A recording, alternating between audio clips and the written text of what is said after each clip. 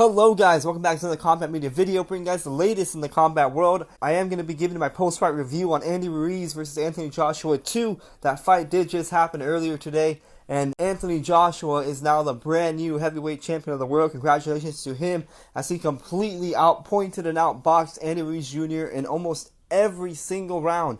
It was definitely a surprising outcome. I don't think a lot of people were expecting this outcome. In my breakdown of this fight, I did say that Anthony Joshua was going to come in here and box Andy Ruiz, and that was going to be his game plan. Keep Andy Ruiz at distance and move around the ring, because he was coming in a lot lighter than what he was in the first fight. He seemed a lot more prepared, and it seemed that was going to be the direction he was going into. And that's exactly what he did. And if anything, Andy Ruiz came in a lot more heavier, so now it made Andy Ruiz a little harder to catch Anthony Joshua, to move around the ring like he needs to, because he's carrying all that extra weight, and with that extra weight it brings more fatigue. Your body's not moving the way it needs to move, and it just spells bad news. I think a lot of people saw that coming when Andy Ruiz Jr.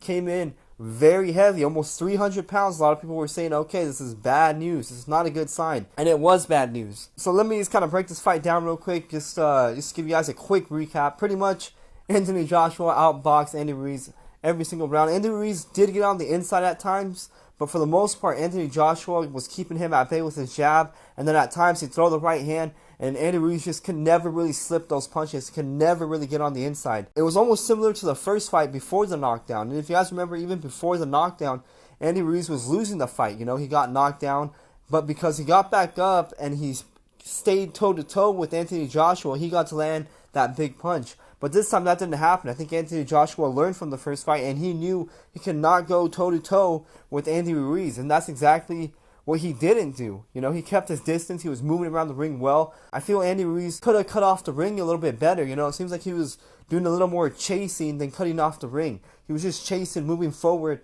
trying to catch Anthony Joshua instead of cutting off the ring and catching Anthony Joshua in a corner or against the ropes and then working. And even sometimes when he did cut off the ring and he was on the inside, he wasn't really letting go of the combinations that he needed to let go. You know, that was such a key factor in my breakdown and in this fight, is that when he gets on the inside, that's where he needs to work, because he can't outbox Anthony Joshua because he doesn't have that height, he doesn't have that reach, and he was just staying at boxing distance. So it made him really hard to try to catch Anthony Joshua and to try to catch him with something big or catch him with something noticeable where Anthony Joshua can get scared or do something or try to fall or crack under that pressure. That just never happened. It never happened in this fight.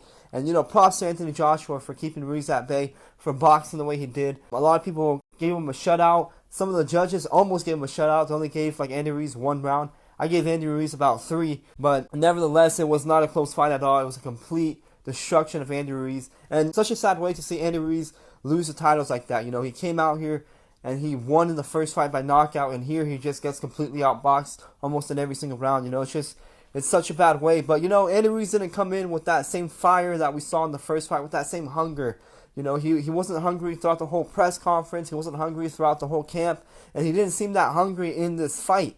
And I feel like he just thought he was going to walk in and probably land that same shot again and get another victory. And obviously that did not happen. And props to Anthony Joshua for coming in with that hunger. You know, he seemed like the hungrier guy. He seemed the guy that was taking this a little more seriously. You know, he lost a lot of weight. He lost that muscle. He came in with his body at 100% and with the right game plan to utilize his body and to utilize his skills, you know. So props to Anthony Joshua for that. Props to him for winning this fight. I'm hoping they do a third fight. I definitely like to see Andy Ruiz come in, probably try to give a better fight and change the outcome of what maybe happened tonight. We'll see in the third fight. I don't know if they're going to do it right away. I doubt that. I doubt Anthony Joshua is going to do the third fight right away. But hopefully, some point down the line, maybe later on 2020. Anthony Joshua and Andy Ruiz still have a lot of opponents ahead of them. You know, Deontay Wilder, Tyson Fury, Luis Ortiz. Any of those fights can be made, even from the loser of this fight, which would be Andy Ruiz. You know, Andy Ruiz can still get in the ring and probably still go toe-to-toe with some of the best heavyweights in the world. So there's still a lot of fights out there. This fight shouldn't affect him too bad.